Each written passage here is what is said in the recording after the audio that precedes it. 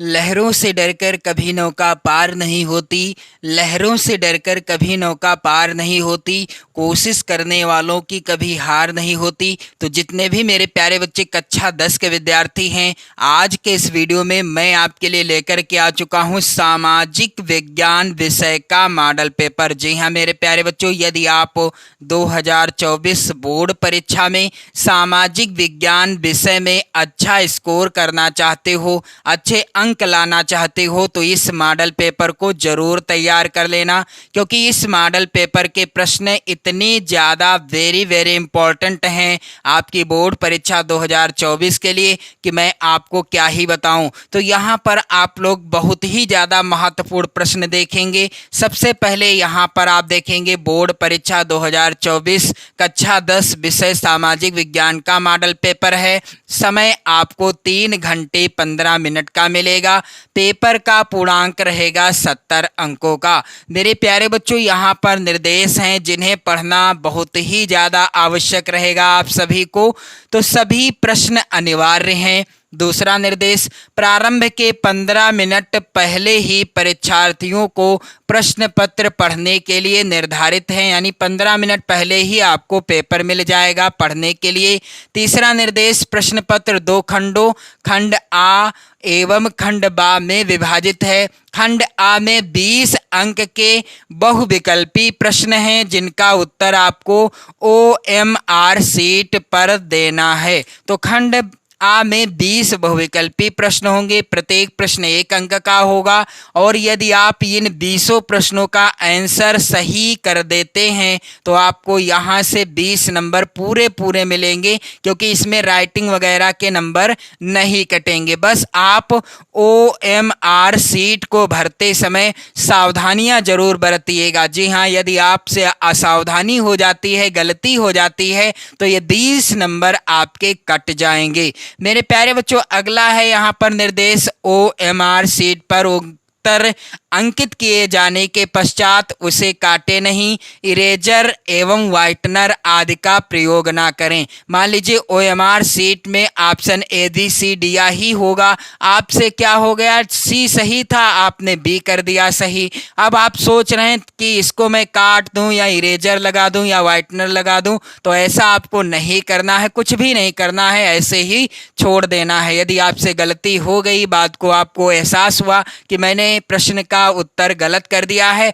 तो अब इसको कुछ भी नहीं करेंगे, ना तो इरेजर लगाएंगे और ना ही इसमें व्हाइटनर लगाएंगे और ना इसे खुरचेंगे। तो यहाँ पर अगला निर्देश है, खंड बा 50 अंकों का होगा। इसमें वर्णनात्मक फर्स्ट टाइप के और वर्णनात्मक सेकंड टाइप के एवं मानचित्र से संबंधित 2 प्रश्न दिए होंगे। प्रत्येक प्रश्न के लिए निर्धारित अंक उनके सम्मुख अंकित हैं और दिए गए मानचित्र को उत्तर पुस्तिका में मजबूती के साथ संलग्न करना आवश्यक है। यानी जो आपको मानचित्र मिलेगा उसे आपको अपनी उत्तर पुस्तिका यानी कॉपी में अच्छे से बांध देना है।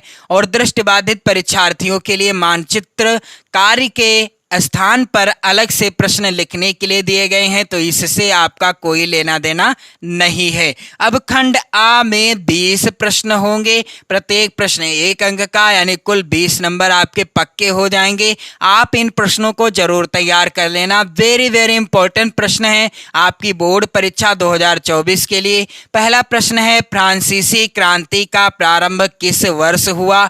दिए गए विकल्पों में से सही उत्तर क्या होगा? फ्रांसीसी क्रांति का प्रारंभ हुआ 1789 ईस्वी में। यदि प्रश्न ऐसे आता है कि फ्रांस की क्रांति का प्रारंभ कब हुआ, तो भी उत्तर यही होगा 1789 ईस्वी में। दूसरा प्रश्न मेरे प्यारे बच्चों, वेरी वेरी इंपॉर्टेंट प्रश्न है, ये सभी आप जरूर तैयार कर लेना, मैं आपको सलाह देता हूं। महात्मा गांधी दक्षिण अफ्रीका से वापस कब लौटे? तो सन 1915 ईस्वी में महात्मा गांधी जी दक्षिण अफ्रीका से भारत वापस आए थे। यदि प्रश्न आता है कि महात्मा गांधी दक्षिण अफ्रीका से भारत कब वापस आए, तो भी उत्तर यही रहेगा 1915 ईस्वी। अगला वेरी इंपॉर्टेंट प्रश्न मेरे प्यारे बच्चों, संयुक्त राष्ट्र संघ का मुख्यालय कहां पर स्थित है? तो आप सभी जानते हैं कि संयुक्त राष्ट्र संघ का मुख्यालय न्यूयॉर्क में स्थित है। यहां पर तीसरा वाला विकल्प सही है। अगला प्रश्न है, पंजाब में भूमि निम्नीकरण का मुख्य कारण क्या है? तो यहाँ पर उत्तर क्या होगा? पंजाब में भूमि निम्नीकरण का मुख्य कारण क्या है? अधिक सिंचाई। अगला प्रश्न संख्या 5 है मेरे प्यारे बच्चों, और आपसे एक रिक्वेस्ट है कि आप इस वीडियो को शेयर कर दें, लाइक कर दें, अपने प्यार भरे कमेंट भी करते रहें। मैं तो चाहता हूं कि आप इन सभी प्रश्नों का आंसर कमेंट करके भी बताते रहें। तो अगला प्रश्न क्या है? चिपको आंदोलन संबंधित है, किससे संबंधित है? तो चिपको आंदोलन वन संरक्षण से संबंधित है। अगला प्रश्न संख्या 6 है मेरे प्यारे बच्चों, सलाल बांध किस नदी पर बना है? तो सलाल बांध जो है किस नदी पर बना है? चिनाब नदी पर बना है। प्रश्न संख्या 7 है, यहाँ पर आप लोग ध्यान दीजिएगा, निम्नलिखित में से कौन सी एक रेशेदार फसल है? उत्तर क्या हो जाएगा? दिए गए विकल्पों में से जूट एक ऐसी फसल है जो रेशेदार फसल के अंतर्गत आती है, दिए गए विकल्पों में से। और अगला प्रश्न संख्या 8 वेरी इंपॉर्टेंट है मेरे प्यारे बच्चों, मुंबई हाई प्रसिद्ध है किसके लिए? तो मुंबई हाई जो है प्रसिद्ध है तेल शोधक कारखानों के लिए। प्रश्न संख्या 9 है मेरे प्यारे बच्चों, श्रीलंका में निम्नलिखित में से कौन सा बहुसंख्यक वर्ग निवास करता है? तो श्रीलंका में जो है सिंहली वर्ग के लोग ज्यादा हैं। यहाँ पर उत्तर क्या होगा कि श्रीलंका में निम्नलिखित में से कौन सा बहुसंख्यक वर्ग है? सिंहली वर्ग है। अगला प्रश्न संख्या 10 है, भारत में पंचायती राज की स्थापना हुई थी, कब हुई थी? सन 1992 ईस्वी में भारत में पंचायती राज की स्थापना हुई थी।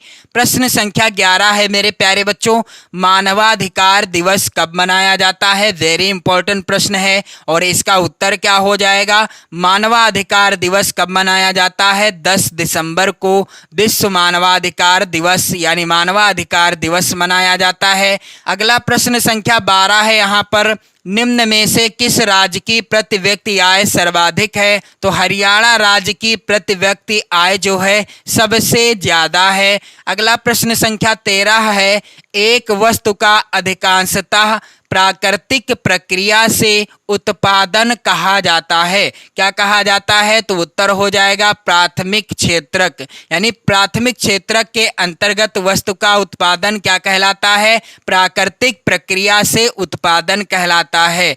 अगला प्रश्न संख्या 14 वेरी इंपॉर्टेंट आपकी बोर्ड परीक्षा 2024 के लिए मेरे प्यारे बच्चों, प्रश्न क्या है कि विश्व व्यापार संगठन की स्थापना कब हुई? यहाँ पर आप लोग ध्यान देंगे, विश्व व्यापार संगठन की स्थापना हुई थी कब? 1 जनवरी सन 1995 ईस्वी में विश्व व्यापार संगठन की स्थापना हुई थी। प्रश्न संख्या 15 है मेरे प्यारे बच्चों, एगमार्क किन वस्तुओं के लिए प्रमाणिक चिन्ह है? तो एगमार्क जो होता है यह खाद्य पदार्थ की वस्तुओं के लिए प्रमाणिक चिन्ह होता है। और प्रश्न संख्या 16 भी वेरी इंपॉर्टेंट है, कह रहा है नेपोलियन का संबंध किस देश से था? उत्तर क्या हो जाएगा? यहाँ पर आप लोग ध्यान देंगे, नेपोलियन का संबंध किस देश से था? फ्रांस देश से था। अगला प्रश्न संख्या 17वें नंबर का वेरी इंपॉर्टेंट है, स्वराज मेरा जन्म सिद्ध अधिकार है और मैं इसे लेकर रहूंगा, किसका कथन है? मेरे प्यारे बच्चों, यह कथन किसका है? बाल गंगाधर तिलक जी का कथन है या महात्मा गांधी जी का या गोपाल कृष्ण गोखले का? तो इसका उत्तर क्या होगा मेरे प्यारे बच्चों कि स्वराज मेरा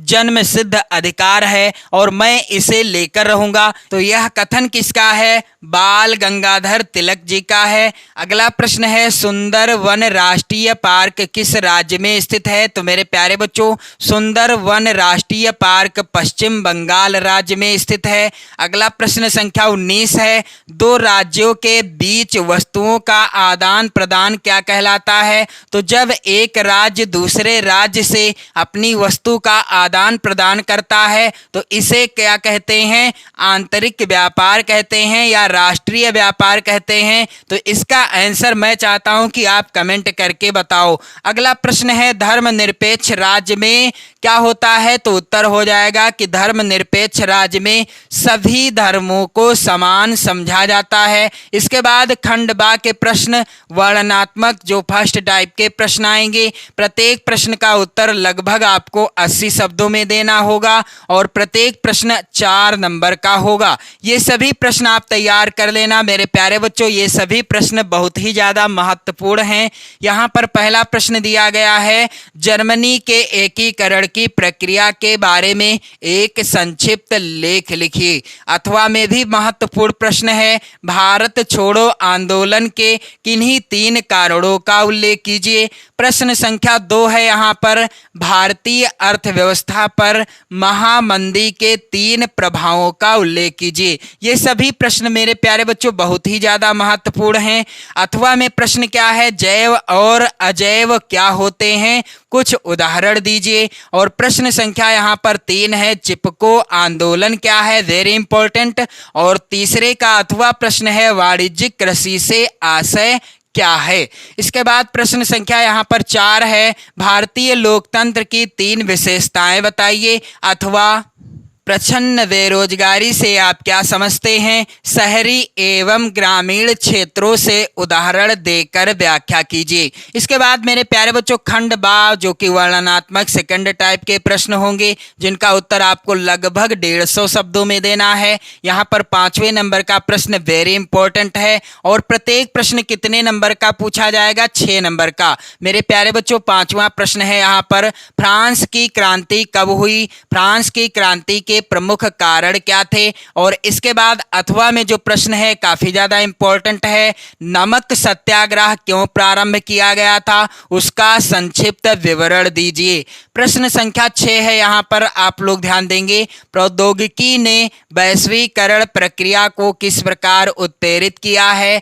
और उदाहरण सहित आपको समझाना है, यानी उदाहरण भी स्पष्ट कीजिए। अथवा में प्रश्न काफी ज्यादा इंपॉर्टेंट है, कह रहा है मृदा अपरदन से क्या अभिप्राय है, मृदा अपरदन के लिए उत्तरदायी कारणों का वर्णन कीजिए। प्रश्न संख्या 7 है, यहाँ पर आप लोग ध्यान देंगे, धान की खेती के लिए उपयुक्त परिस्थितियों का वर्णन करें। अथवा यहाँ पर ऊर्जा के गैर परंपरागत 4 स्रोतों का विस्तार पूर्वक वर्णन कीजिए।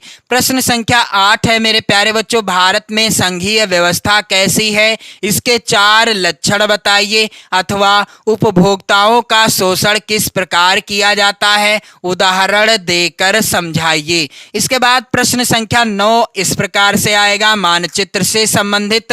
और यहाँ पर 9 का प्रश्न है, निम्नलिखित स्थानों को भारत के रेखा मानचित्र में यहाँ पर चिन्ह भी दिया होगा, जिस चिन्ह से आपको दर्शाना है और नाम भी आपको लिखना होगा। तो यहाँ पर आप देखेंगे 9 का के अंतर्गत कुल 5 प्रश्न पूछे जाएंगे। जैसे कि यहाँ पर वह स्थान जहाँ 1927 में भारतीय राष्ट्रीय कांग्रेस का अधिवेशन हुआ, और दूसरा वह स्थान जहां गांधी जी ने किसान सत्याग्रह का बिहार में नेतृत्व किया, वह स्थान जहां से दांडी मार्च शुरू हुआ, और वह स्थान जहां प्रथम असहयोग आंदोलन हुआ, वह स्थान जहां 1929 में भारतीय राष्ट्रीय कांग्रेस का अधिवेशन हुआ। तो इस तरीके के 9 का के अंतर्गत 5 प्रश्न दिए होंगे। इनका आंसर आपको कहाँ पर, मानचित्र में, यानी इनको आपको दर्शाना होगा। फिर 9 खा भी मानचित्र से संबंधित है, दिए गए भारत के मानचित्र में दिए गए जो भारत का मानचित्र होगा उसमें निम्नलिखित को दर्शाना होगा। टिहरी बांध को यहाँ पर चिन्ह दिया होगा, जिस चिन्ह से दर्शाना होगा।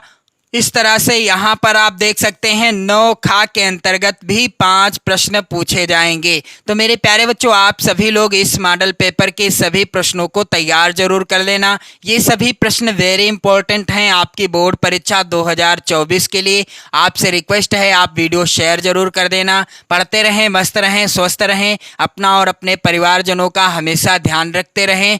जय हिंद।